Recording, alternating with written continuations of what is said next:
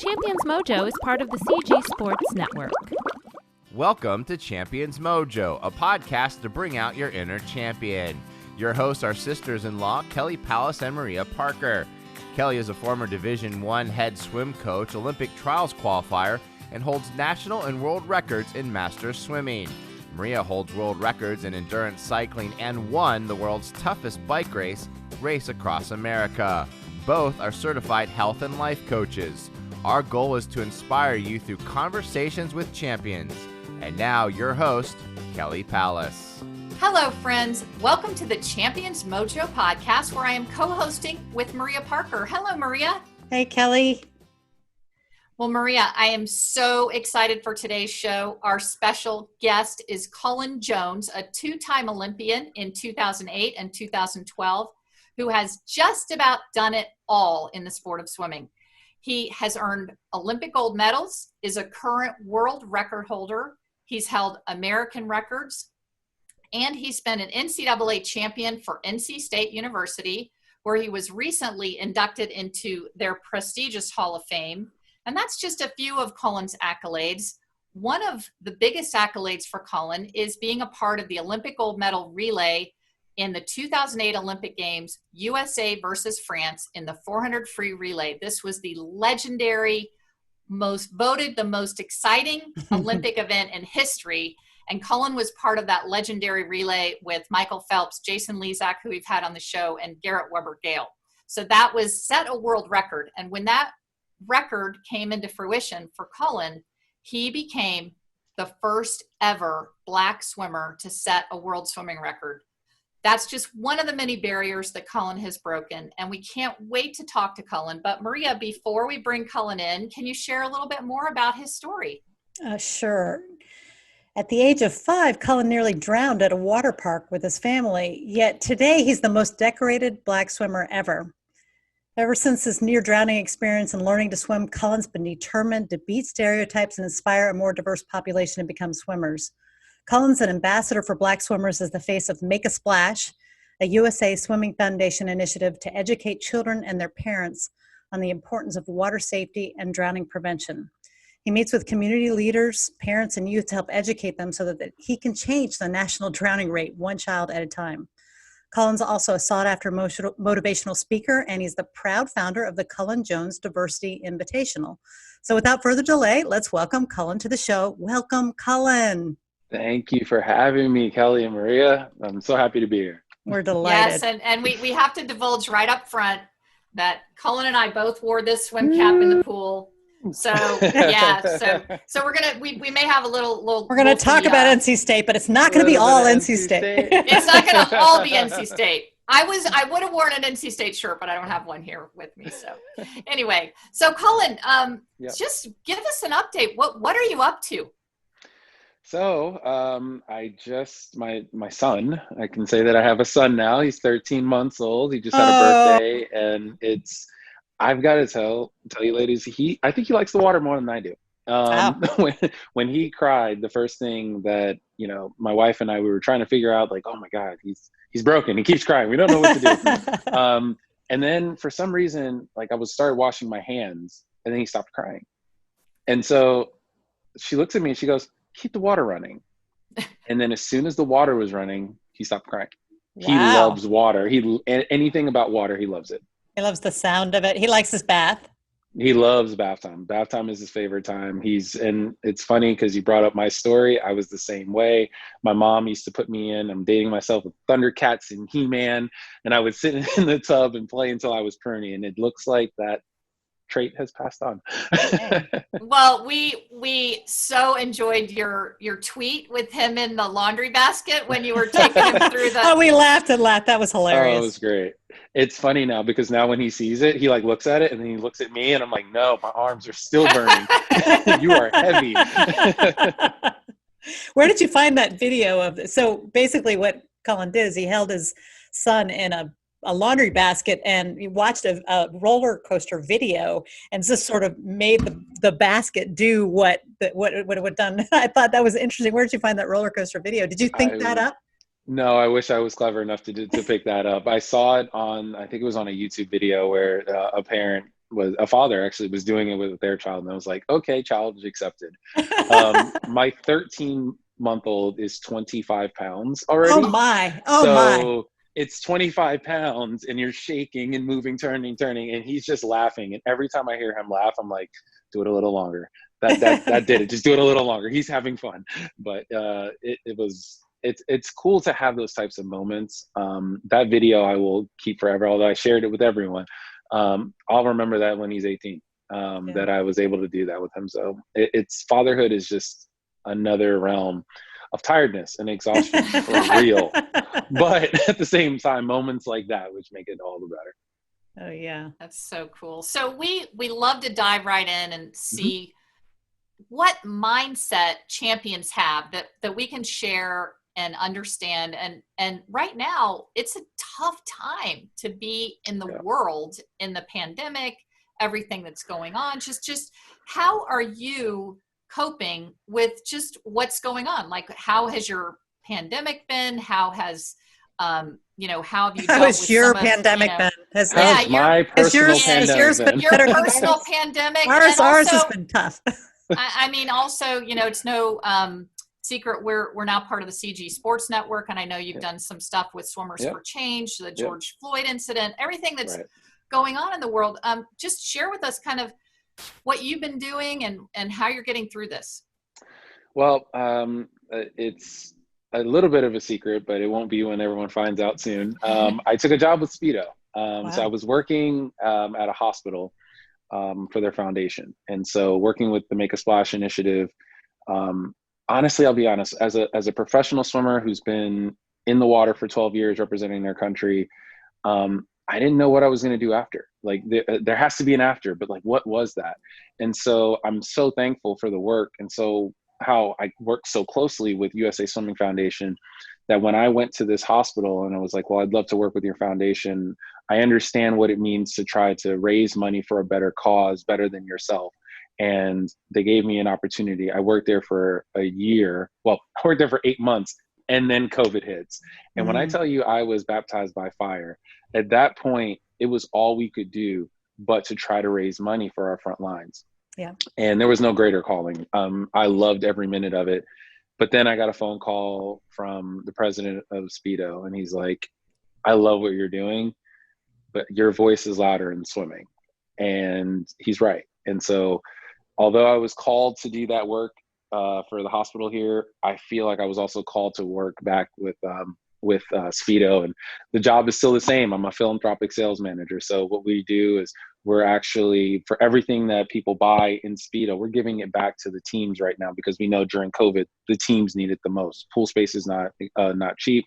Renting anything is not cheap right now for our team. So really focus on giving back. So my life has just been giving back, which is great. I love that aspect of the way my life was trending, but I never thought that would have been possible.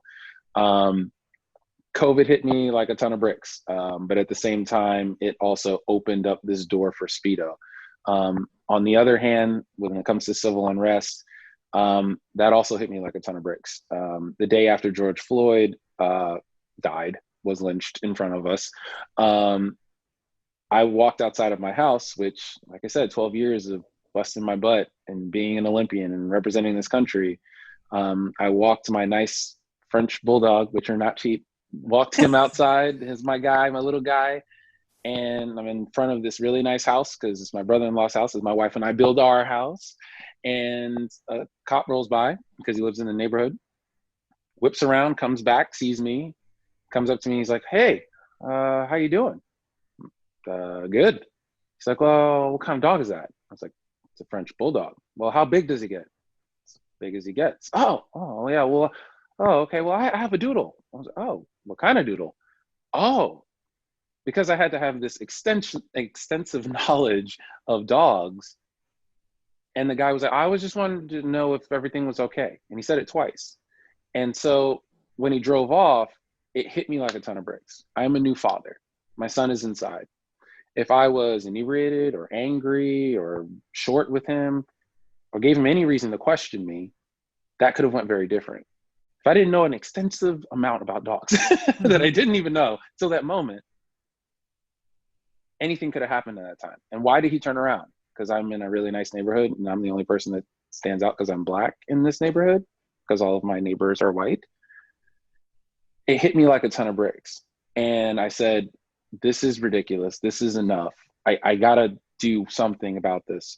So I talked to the first person, talked to my sister, Leah Neal. We talked about Swimmers for Change. And I was like, we got to do something. And I told her the story. She was basically in tears. And I was like, let's get all the swimmers together. So all of the Black swimmers, we got all of us together. We're starting to talk. Now we're talking with USA Swimming, and we're trying to make systematic change within swimming. And for me, the beauty of that is it's not for me. I am retired. I am done. I don't care whether someone asks me for an interview ever again. It's about my kid who now loves the water so much that is going to be coming into this sport. And I want him to feel I want him to feel welcomed. When I grew up, there weren't many swimmers or any swimmers that really looked like me going for the Olympic team. So I know that as a role model, I've built my pillar on that, but it's not for me anymore. It's for him. How did you deal with these kinds of experiences before? So after George Floyd was killed, you had that experience and it came right out. It bubbled immediately out. You had to do something, but you've obviously probably had experiences like this your whole life. Yeah. So I'm wondering, how did you just, shove it down, or just think this isn't my fight? Well, Maria, that's a great question. And I didn't always have a platform and these to be able to do something and say something. So when I was growing up, you're right. I grew up in Irvington, New Jersey. I was on the Newark swim team, and it was a very diverse team. It was in New Jersey, very diverse area, right next to New York, from New York. But we had every culture on our team. But when we raced against other teams, it was very different. You noticed that there was a big segregation there where we were the minority team and everyone else was white. And that was fine. We didn't care. I loved swimming. I loved racing. That was why I loved it. I loved racing. And I loved that it didn't come as easy to me as basketball. My dad was a basketball player. He wanted me to be a basketball player. I crushed his dreams and decided swimming is it. This is what I want to do. And he supported me 100%. But I love the fact that what I put into it is what I got out of it. I love that. The thing about, I love sports. I love team sports. But when I played basketball, and if 3 of our guys didn't feel like playing and we lost the game, that bothered me. It crushed me, because I'm like, I'm giving it 100, and sorry to be cliche, 110%, and we're still not winning. This is crushing me. But with swimming, if I gave 110%, maybe that 6th place became 5th place, or that 5th place became 4th place. And Maria, to your question, it all changed when that 3rd place became 1st place. I was 15, and there was this one kid that just kept beating me. He just, every meet, we swam the 50 free, bam, you touch me out, touch me out, touch me out. And I was 15 years old. I remember hitting the wall, looking back, what's that funny straight line next to my name? What? I won first, yes. And I was so overjoyed. I didn't warm down. Kids don't do that. I ran over to my parents, and my dad's jumping up and down, the guy who wanted me to play basketball. And he's just overjoyed because he saw the love that I had for the sport, all the work that I had done, all of that was coming to him, and he was just overjoyed. My mom is jumping up and down. She doesn't even pay attention to my times today, but I don't think she even knew my time then. She just saw the 1st place and was like, ah, and went nuts. And then that kid that I always beat, or I always lost to, his mom walked by and said, shouldn't he be playing basketball? And I know I tell this story because I think it's so important to tell people this story. My mom whipped around. My mom is not the one to play with ladies. So she whips around and is like, and my dad grabs her like, whoa, wait. And he turns to me and he says, do you know why she said that? I said, no, I don't understand, Dad. He said, because it was okay when you were getting 5th, 6th, and 7th, when you were getting pink and purple and all these wild colors. Now that you get in 1st and it's blue, now that you're beating their sons, her son in particular, she's mad. It was okay when you were in your place, but now that you're showing that you're better, they're going to hate on you for that. And that was the day that I understood haters. That was the day and I knew at that point. I looked at my dad and I said, oh, they're mad because I'm winning? okay, I'm going to give him something to be real mad about. And at 15 years old, it wasn't about the Olympics. I never thought I would go to the Olympics. It wasn't that. Kid where I came from, that's not what I thought. What I thought was, I'm going to beat him again. I'm going to beat him again. And I think that from all of what, Kelly, you asked me, like, what has your COVID been about? I've been doing so many like talks and Zoom calls with people. And that's the message that I keep telling these swimmers. Because they're thinking about, oh my God, there's no Olympics. Oh my God, there's no world championships. Oh my God, there's no junior Olympics. Win today. Take this race. What are you doing today to make yourself better? Okay, what are you doing tomorrow? Just be better than you were the day before. If that's reading one book or one page of a book, whatever it is, just focus on that. That's how I think I got to where I am today. I didn't look at the big pie. If I was staring at Michael Phelps all day, I'd be like, okay, no, never going to happen. But I did it piece by piece by piece to the point where when I was next to Michael finally, and I looked at him and I said, okay, you're next. And he still beat me, but that's not the point. The point was I got there. Yeah. Oh, that's so inspirational. That just really, that inspires me. I mean, because all of us are a little like, when is this going to end? And now, we're looking down the road, but taking care of today is so huge. So Cullen, in the swimming community, now there was one hater there, or probably many haters. What can we do, as a culture, whether you're on a swim team or on a soccer team or in a ballet class or some of these golf, some of the sports and some of the activities that are not diverse. Weirdly, I was a ballerina before I was a swimmer, and I had to choose between ballet and swimming, and I never saw a black face in ballet. And now there are a few, but what can we do? Because I feel like I grew up in Washington, D.C. I swam, like a very diverse area. So at swim practice, I swam in Haynes Point, the Stafford Sea Devils, one of my very favorite movies, if anybody hasn't seen it, is Pride. I think that movie is just like, it's such a great entertainment movie, but it's also such great history. But so I feel like maybe, and I want, we're in these activities, whether you're, in ballet, you're in soccer, you're in golf, you're in swimming, and you don't see a lot of diversity, but then you see the onesie, twosies, the Cullen Jones, the Leah Neals. I had Trent Light was somebody that I looked up to when I swam.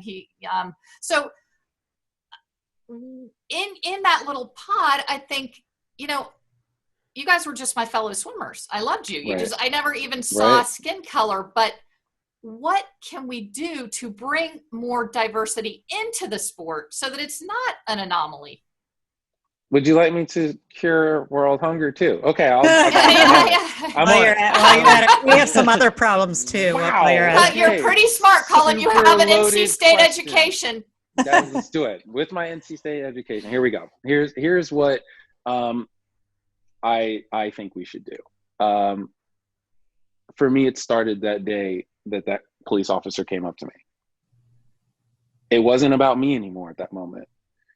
And for me, it was always about, okay, well, I got to get to this next thing. And at that very moment, when I sat back and said, this could have went terribly wrong. It could have been my last day on this planet. What is the most important thing to me right now? And it wasn't that I wanted a Rolex. It was, well, what about my son? And so for me, it was about collecting all of the Black swimmers together. Let's get together. Let's figure out something that we can help this sport.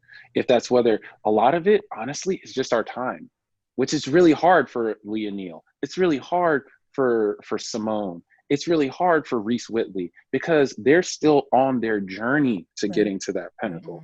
When it comes to Maritza Correa, the first female to get a Olympic medal, and I would say world record because she was on the morning swim for the world record. And then you've got me who's just retired. I feel like it's our job to try to move this needle and try to push so that we can make this sport look more inclusive. And how do we do that? We have to talk to USA Swimming. USA Swimming has to also understand that this is important because if you want to know the model, look at basketball. Look at what basketball is doing right now. Basketball understands what's going on right now. This is not something that's just going to go away, because unfortunately, God, from by the time that you hear this from my voice, I really hope, knock on wood, that doesn't happen, but there could be another incident that happens. And we need to make systematic change. And within the sport of swimming, we need to make systematic change. We need to make this sport look more inclusive.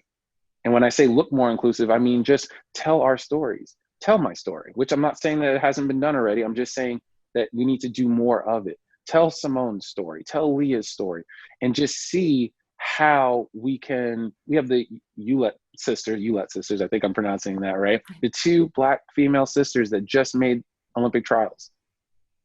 Yes, tell these stories. That's what needs to happen, because listen, when Tiger Woods was playing at his very best, even I picked up a golf club, wasn't very good at it, but seeing someone be successful is great. But it's also, and I think I think USA Swimming does a great job of showing that.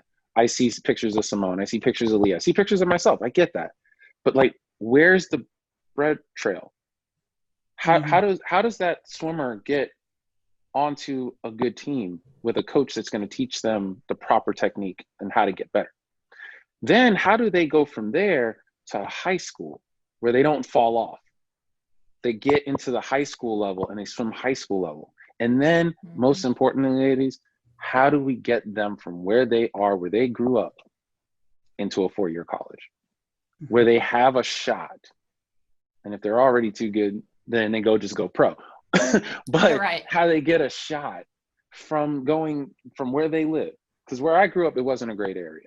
But I ended up going to NC State, being able to go to NC State, having 4 years, learning so much, and then was able to vault into a career.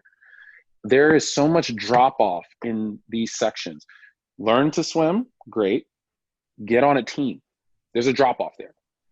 Get on a team, get into high school. There's a drop off there. Getting into from high school, getting to college, huge drop off there. Now, once you get to the college realm, if you crush the college realm, Speedo, tier, we're all Speedo, we're looking at you. Speedo. We'll find you then. There's not a drop off there. We're watching there. But it's these other little divots that we need to really work on. And we need to make sure that we can figure out from grassroots to Simone Manual, how do we track getting there? And the best way to do that is to have your NGB. They've got 550,000 followers, right? You're an influencer. You need to show the path of how to get to here, because that's what's going to make the sport more inclusive. And that's how people are going to say, basketball, swimming, maybe I'll try this, because I can be successful in it. And I can get out of where I live by doing this. Kids in these areas, lower income areas, are looking for ways to get out of where they are, whether it's rapping or basketball or swimming. Cycling, we have too. to show it. Cycling, you just have to show it. It's just having that exposure. And that's why I love to make a splash. That's why I love what I do when I get to go out there, flash medals, and they're like, "Are you rich?" That's the first question people will ask. I got these a kids gold medal. Are quick. Are you rich? I got a gold medal. Is that real gold? All right, listen. The point is that there is a career in this. I was able to travel. I'm able now, once things open up, to take my child to travel because of swimming. Like there is a way out through this sport. And I think that's from the ground level, that's what they need to hear. Yeah, so, and that's what we hope by showcasing and other swimmers. Yeah, and other swimmers. Absolutely. We'd love to have Simone on, and I think Leah's already said she would be on here, but we gotta get her booked. So I'm hearing your passion, and you speak so eloquently, and you are so focused on this, and that's very similar to what you described when you turned 15, right? I mean, so I'd like to generalize this a little bit. What is it about swimming that has helped you to be so able to stand in front and see something that's not fair, that's bad, and saying, I'm going to change this? I think a lot of it is it's the things you learn in swimming: time management, leadership, all of these things. And And I'll say it, and I'm going to be, because we're all athletes here, I'm just going to be honest. That's why I want my child to be a sport. I don't care what it is. Play Right. soccer, play anything. But you learn teamwork, you learn leadership, you learn time management, you learn how to, when I say time management, I'm not just saying getting up at 8 o'clock or 5 o'clock in the morning for practice. I'm talking about understanding that, like, okay, I need to be here for 30 minutes and then I got to be here, and not being late. Like, those types of things are taught through sport that I noticed when I came into the business world and I met people that weren't in sport. They don't value those things. They don't value necessarily being on time. They don't value all of these things that leadership, CEOs, people that are at the top really value. That is just innately in my culture to do. It's what I learned to do. And so that is what I think. I came out nervous coming out of swimming because I was like, I just don't know what I'm going to do. Like, am I going to be a fashion designer or an editor? Or I just didn't know. But then I got into the job force and I started working with people, and I'm like, well, no, you of course you be on time. Well, no, of course you put 100% effort into this, because this is what your boss asks you to do. You don't slack. You just do. These are just things that are built into us. And I think that that's what, and you hear it all the time. CEOs are like, yeah, I'll hire an athlete in a heartbeat, because all the other stuff, I can teach you Excel. I can teach you how to use all these other databases. What I can't teach you is ownership. I can't teach accountability, time, being on time, having like a level of just caring, and I'm seeing it from people that are even my age, people that are older than me. So I think that's the biggest thing that, like, when it comes to sport, I want my son to understand so much that those are things that I can teach you, I can tell you that, but it's when you're on a field or you're behind the block and it doesn't go the way you want it to go. How do you handle failure? That's something that sport teaches you that most people do not understand, and I think is a big problem in our society today, because we are so quick to get a phone and get instantly happy because everything's instant. When something doesn't happen instantly, when something doesn't happen the way that you want it, how do you deal with that? Do you crumble, or do you figure it out and you stand up? Like, that's what sport teaches. That's beautiful. And that leads, go ahead, Kelly. Go ahead, Maria. Well, I mean, I think that leads to what has been your biggest, or one of your biggest disappointments or obstacles. For me, my biggest obstacle was always, and my coach will say it, he's like, stay focused.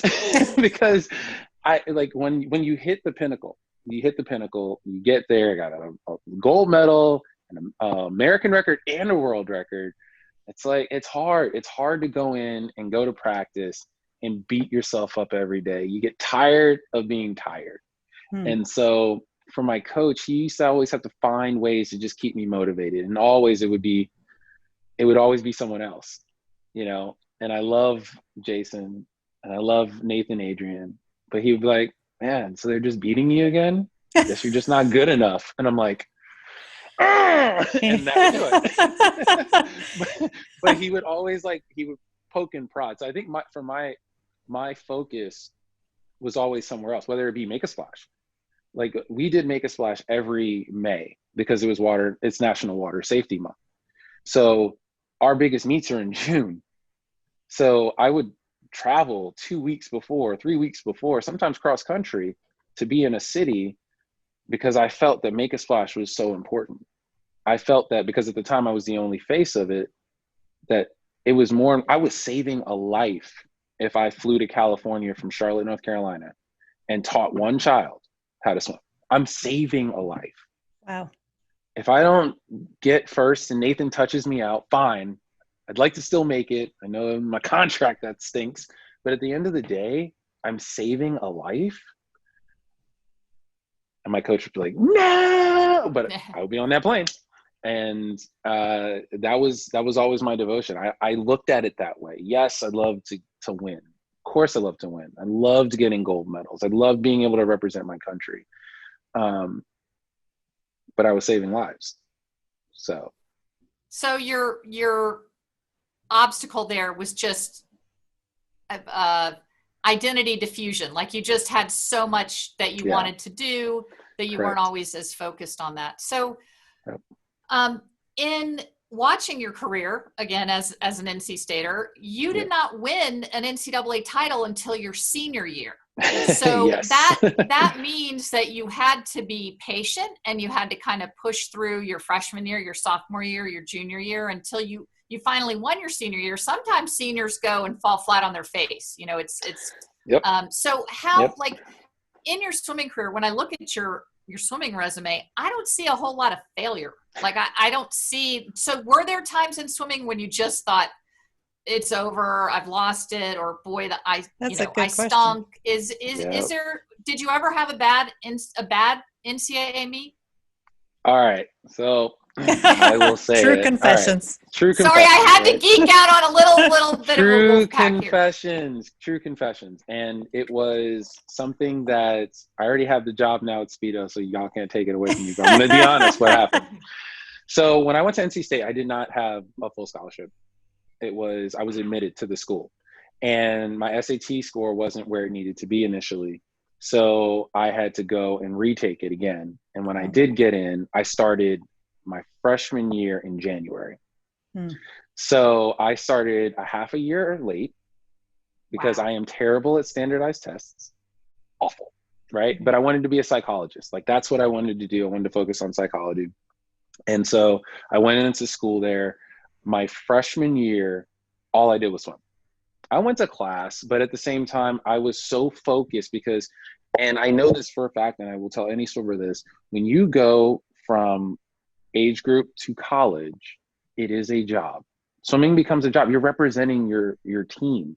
And that became so important to me that I wasn't letting my teammates down at this higher level, that my focus was more on practice than it was in school. So my freshman year, I get sixth. Oh my God, the team threw a party. They're like, oh my God, our freshman he swam finals, he got sixth. This is amazing. Cullen's going to be great. My grades weren't where they needed to be my freshman year. And so I had to sit out the first half of my sophomore year. We lost to UNC, which literally is like to me. Literally. We beat Duke, which was okay. But at the time, UVA, they were the powerhouse. And so UVA just wiped the floor with us. And at the time, I'm forgetting his first name right now. His last name is Anderson, and he was the best 50 freestyler for them. And I remember sitting there watching, and I had my NC State gear on, and I could not swim because I wasn't academically eligible. And I watched him walk by, win the 50 free, look at me and laugh. And I was like, huh? Yeah, okay. Watch out, here I come. So what I found out about myself is I am very bad at standardized tests. I just really am bad, because what I would go back to my teacher with was like, but look, this is the right answer. And he would say, that's the right answer. And if, I'll be honest, like as a psychologist myself, I would do the same thing, but it's not the best answer. And it's not what the book says. That drove me crazy. You're telling me that the answer is right, but it's just not what the book says. So I switched my major to English, which I hated thinking that I was a great writer. I'm a good writer. I can explain to you why I think this is the right way. So all of those C's and D's became A's and B's as soon as I shifted my direction towards what my strength was, which was English. I never had a problem in school again. When I got to English, it made sense. Everything that I wanted to persuade you to think, the teacher was like, that was well thought out. Okay, A or B. And I never had to sit out again. So that was my struggle. My struggle was really, again, that balancing aspect of here I am trying to be the best swimmer I possibly can. And also I really need to take education as heavily as I did when I was in school. I was a B student in high school, but that standardized test crushed me. And then I get to school, I had not great grades. As soon as I shifted to something that was a strength of mine, boom, here comes the B's and A's again. That sophomore year was the first time, because of that look that Anderson gave me, January 1, when I was able, and I had a 2.8 GPA that year, you can swim. Boom, I was in the water. I was ready. I did not lose the 50. I won the 50 free and the 100 free at ACCs and went to NCAAs for the first time. And I was a man on a mission after that. So when you say there wasn't failure, sure, there was. It might not have looked like it in the pool. But there was definitely some hurdles that I had to get over because again, that balancing aspect of, wanting to be a leader at that point, not just because of the shift was my coach, Brooks Teal at the time, saw that shift in me that very day that we swam against UVA, to the point where at the end of the year, he wanted me to be the captain. I would have been the youngest captain in the whole NC State history. Probably not now, but at the time. That next year, he made me captain. The guy who didn't have the grades the year before, he made me captain. And after that, it was he and I trying to figure out how to make the team better. And that was just my goal. My goal was like, yes, I'm going to be in school because I know that I need to be a better student. But more importantly, I had a taste of NCAAs. We are not where we need to be. I am not where I need to be. There is a level above this that I have to be better. And then the next year, that was my mission. Were you able to motivate the other NC State swimmers? You sound like just a natural leader. No. I'll just be honest. No, not everybody. It was hard. It was some. I got some, and I think that's another thing that I like to tell when I do my public speaking is that it might not be everybody, but if you can get a couple to just listen and motivate them to be better, I think that you can make serious change. And the proof is in the pudding because the next year, I wasn't the only person at NCAAs. There were 3 other guys with me, and our relay was ranked top 8 in the country. So you were able to motivate other swimmers. I did. Just not everybody. Not everybody, and I think that's what I love about, because Braden Holloway, the coach now, he was there my recruiting trip. I remember because he was going to NCAAs, and I looked at him and was like, I'm going to NCAAs. And he looked at me like, yeah, all right. And then he saw me swim and was like, oh shoot, okay. And so I remember at trials, this had to be 2008. He was still at Virginia Tech, and he's like, I don't know if he was thinking about taking the job at NC State, but he was like, the culture at NC State has to change. And if that wasn't just motivate, I was like, yes, you're right. People are not focused on the fact that ACCs is not it. There's NCAAs out here. We got to go to NCAAs. We've got to be ranked in the country. Come on, we got to do better. And I just saw him. I saw a fire in him, and I was like, okay. And then the next couple of years, I saw he got the head coach job, and I was like, okay, here he goes. And then within 3 years, we're ranked 4th in the country, and I'm like, change of perspective. That's all it took. Yes. We can do it. That's all it took. And now, not that I wasn't before, but I am very proud. I go to the grocery store in this. I watch movies in this shirt. Proud. Yeah. Well, when we interviewed Braden, I thought it was really cool. He said when he first took over the job, he went in and told the athletic director, hey, if I don't have anybody on the team my first year, will you give me that? Because if I have to clean house, I'm going to do it. And then I think she said, you get 1 year.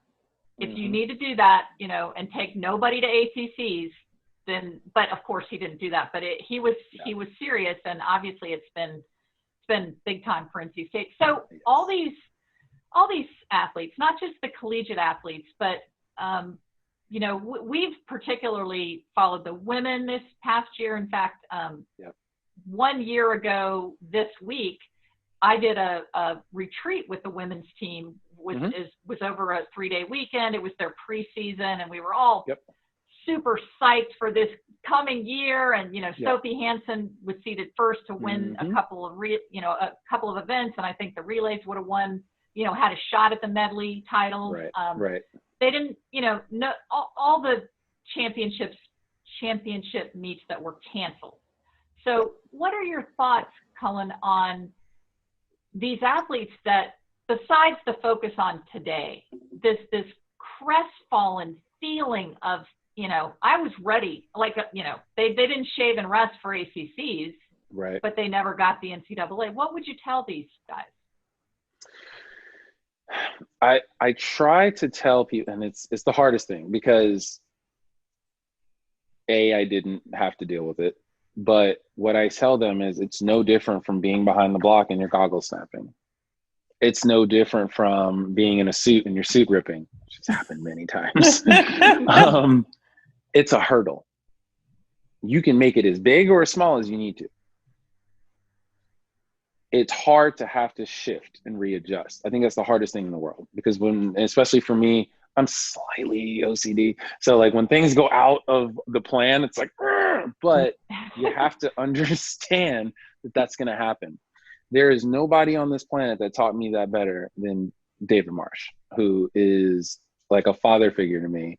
And David taught me how to be a professional swimmer. If you don't put in the work, David's like, okay. And I'm like, but you look bad. No, I don't. You look bad. You didn't put in the work. You didn't do the effort. I've got all these championships back here. And to have a coach that literally says, I want you to be the best you can be, but I can't do it unless you do it. That changed my perspective.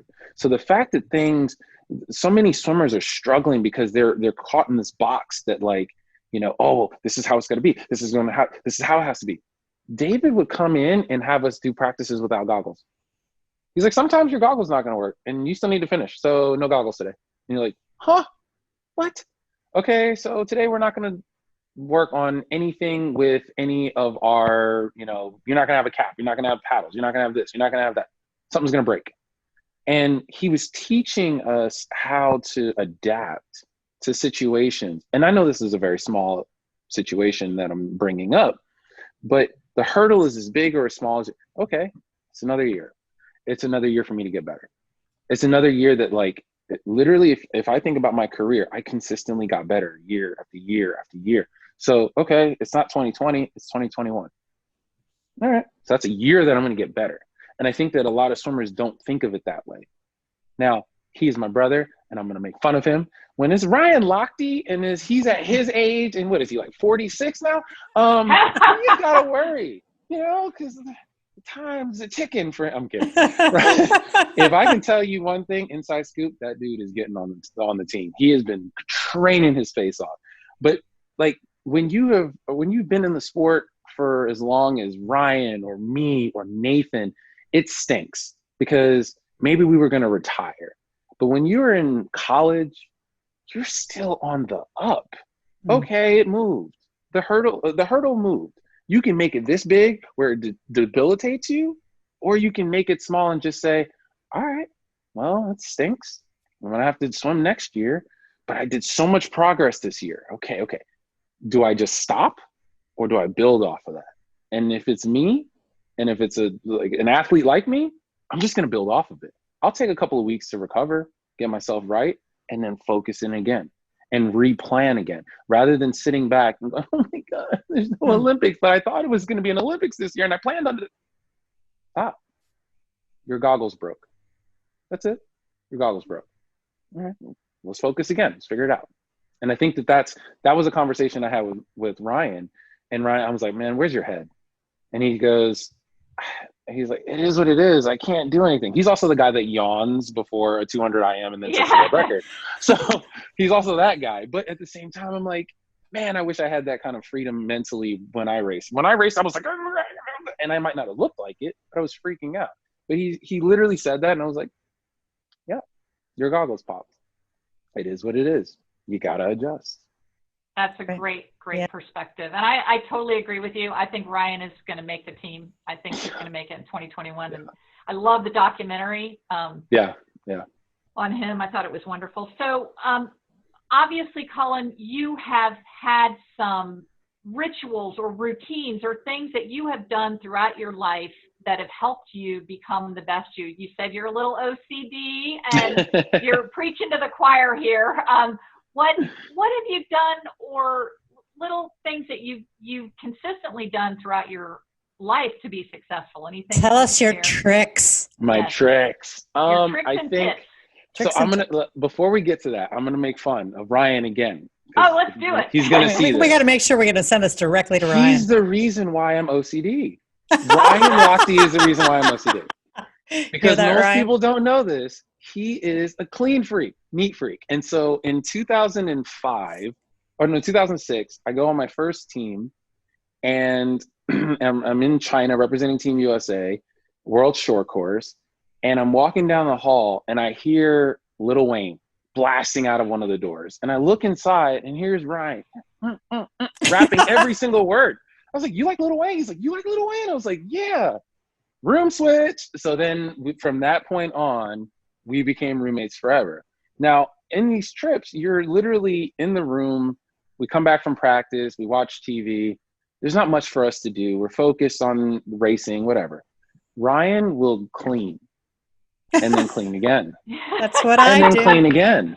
I love cleaning. And so I got to the point where I look at his half and it's spotless. And then I looked at my half and I'm like, man, I can't be the messy one. I started cleaning. And it over the years, I just got to the point where now I do it myself. I'll refold stuff. He would just refold. All right. Take it out, refold it again. And I'm like, ah. And it just started catching up to me. So I'm sorry, that's a champion tip. You have to be very neat and fold things very carefully in order to succeed. I would say yes. I would say that is, I am meticulous because of that. And to bring that up, another person that did that, Phelps. Ooh. So we're talking about the two titans of our sport who happen to be my best friends.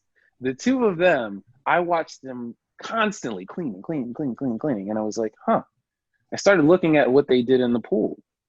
Everyone's like, oh, Ryan's so goofy. Ryan's so this, that, until he puts goggles on. Once he gets behind the block, and once Michael gets behind the block, they're at work. It is business. That is it. And so I started watching some of the stuff that they did. Now, I did this, I think, subconsciously before. I was very, very focused on my technique. And I think it's so easy now for swimmers, and they're so lucky because all they have to do is pick up a phone and they can look at YouTube and watch my stroke, watch Caleb's stroke, watch our dives, watch all these things. You just have to be a student of the sport. But for me, I just had to watch. So I would watch people stroke and I would analyze how they were doing certain things, and then I would try it for myself to see if it would work. Another fellow Wolfpacker, soon to be Wolfpacker, David Curtis, said the same thing. He goes, I like to watch people's strokes and then try to see if I can do it and see if it works for me.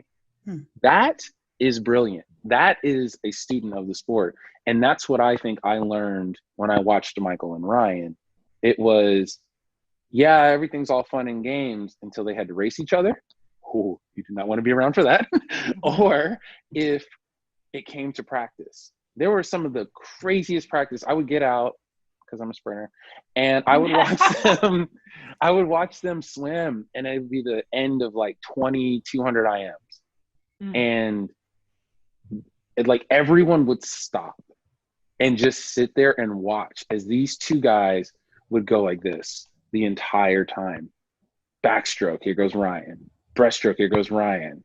Freestyle, here comes Phelps, and it's just like having that much devotion, having that much desire to be better and at your craft was infectious. And I tell people to this day, I hate kicking. I do. I hate it. But it wasn't until I decided I needed to be a better kicker and started changing my mind. And when people said, we're going to do a kick set, instead of me going, I went, all right, here's a time for me to get better. When I turned that's when I got an American record that year. It's infectious. How did you do that? Was it just through pure willpower, or how when you're changing a mindset that you have? I wanted to be like my friends. Okay. I wanted to be like my friends. I watched that 2008. I watched that 2008 relay. I was the slowest one. And I still went 47.6. Don't get me wrong. It's still a great swim. It is. But I was slow. I was slow compared to Superman. 46.0, Jason Lezak. Michael's going 47.1s. Garrett went a 47.3. I'm like, man, you're slow. And then I went back to the drawing board with David. And I was like, I got to be a better kicker. He goes, no, sugar honey iced tea. Yeah. He's like, you need to be better. You need to be better. And I was like, okay. And that year I worked on kick. The next year I set the American record in the 50 free. So I had to change that mindset. Yeah. So the parallel with folding clothes is sort of an attention to detail and an intention to do it exactly right. Correct. I watched my stroke. I started watching other people's stroke. If they were better than me at something, what were they doing that I wasn't doing? I became a student of the sport and meticulous about the little things that I do. And the funny thing is, turned over into the workforce. I do the same thing, and I still clean. Every time I get away from my desk from work, I'll go down to the house and start cleaning. I can't shut it off, but I'm proud of it. That's beautiful. Well, we really want to keep your I'd time love to in talk check another today. hour. I know we could talk for another hour, but is there anything that we have not touched on, Cullen, that you would like to share with us? Everything I think is pushed by marketing now. So follow me on Instagram, because I'm still doing a lot of different things within the sport of swimming. As you can hear from my voice, I'm very, very devoted towards trying to push the needle when it comes, obviously, drowning prevention, but definitely working towards making the sport more inclusive. And I want people to understand that there are ways of doing this. And yes, it does take Simone. It does take the Luette sisters. I hope I'm pronouncing that right. It takes Leah. It takes Reese. It takes this next generation, Giles Smith, Natalie High. It takes all of these swimmers to show young swimmers that this is possible. And if I can help, that's what I'm doing right now. I'm just putting my hand in it and trying to help as best I can. So keep watching on social, because if there's a way that I can help your team, or if there's a way that maybe you have an idea that I haven't thought of, I'm open for that. So please just hit me up, let me know, and let's make some change. Takeaways. We've heard from you that your favorite section of our podcast is the takeaways. Thank you so much for that feedback. But before we get to the takeaways today, we wanted to ask you if you would please give us a 5-star review. That way, more people will be able to find our podcast. Also, if you could subscribe on iTunes or Stitcher or Spotify, you'll never miss a podcast episode if you subscribe. And please share our podcast with your friends. And now, the takeaways. Okay, Maria, so let's do these takeaways that Cullen had so much wisdom. He did.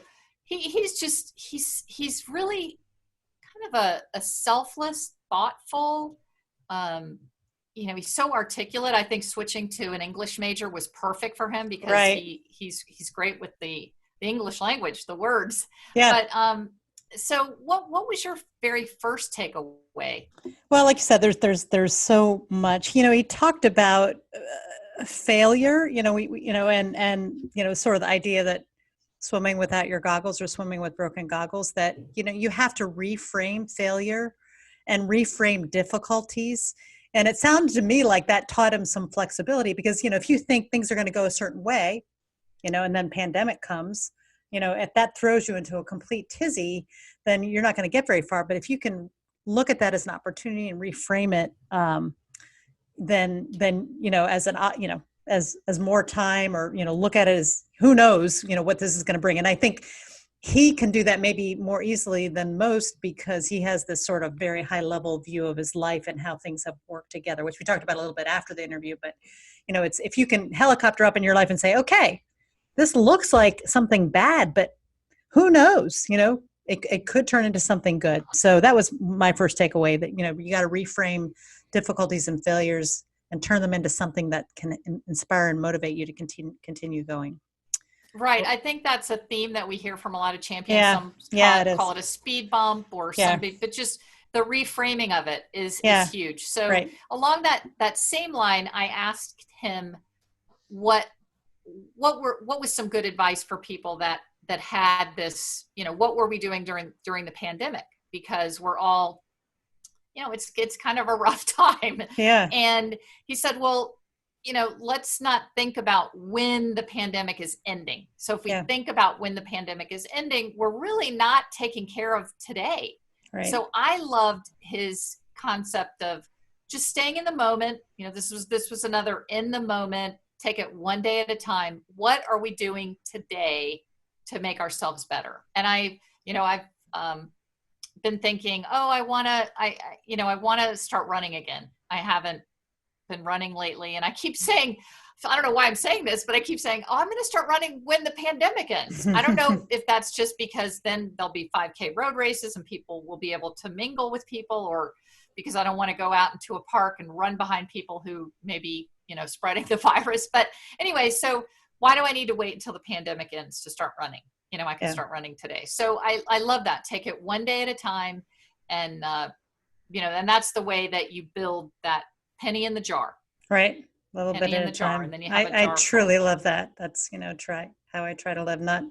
And he said he wasn't even, I thought it was interesting, I never even dreamed of the Olympics. I'm a black kid from New Jersey. I'm not going to the Olympics, but he was going to win the next race and beat the next guy. And, right. And then all of those, all that hard work to do the next right thing gets him to the big, big, big finish line. So. Yes, I love that. How about your second one? Well, I love this because I loved his discussion of folding clothes because I love to clean too. And, he said Ryan Lochte made him OCD, which is funny, but just that you learn from people around you. So, he's a particularly social guy. And so he watched his friends and he said, I've got to learn. And so, when we're, trying to get good at something, my tendency is just to, put my head down and try to learn. But the best thing you can do is go find somebody who's good at it and watch them and try to, use their techniques and practice them. And pay attention to the people around you who are good at what you want to be good at. And I mean, that's, one of the reasons why I'm doing this with you, Kelly, is because you have a whole set of skills that I don't have and I want to acquire. And so, I mean, I think, it can be uncomfortable, but, don't just look at the person, but ask, okay, how are you doing that?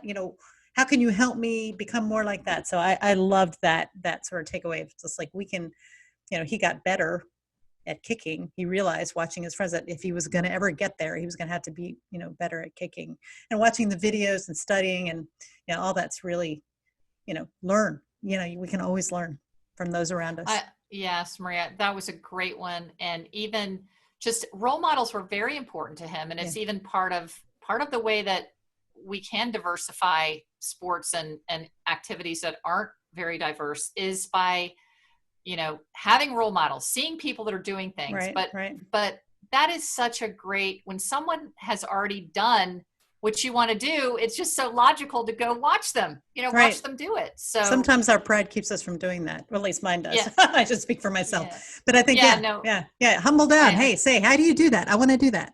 Right. I love it. And the final, and I think probably the biggest takeaway of who Cullen Jones has actually worked, I think, in his favor and maybe against some of his success, is that he is truly focused on helping others. Yeah. He's so altruistic and giving. And this comes under the theme of, I think that it's helped him in the fact that he said, he's been working with the Make a Splash Foundation and helping kids learn to swim for even throughout his swimming career. So one, it's balanced his swimming. So swimming isn't everything. He understands that by, if he gets touched out by Nathan Adrian or Jason Lezak or someone that, maybe didn't just come off a road trip from helping the foundation that he loves, then, that's the way it is.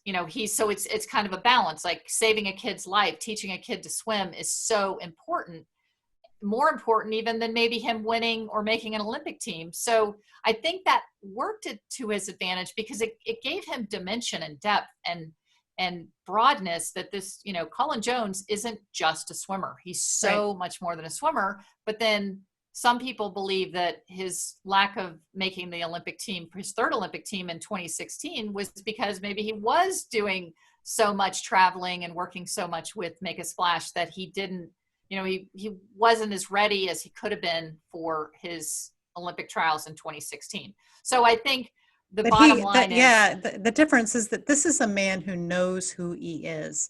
And so, like he said, save a life, win a race, I'm going to save a life. And it's the same thing when I think it's really interesting that, when George Floyd was murdered, he knew that immediately that meant he had to do something. So he knows who he is. And I think, that's really an important thing too, maybe just a sign of the great man that he is, and also a sign of maturity. It's like, if you know who you are, then the decisions about what to do with your life are a little bit easier. Yes. So those were were just minimal 2 each takeaways, but obviously the whole interview is we hope to have him back. Great guy. Yes. Yeah. That would be wonderful.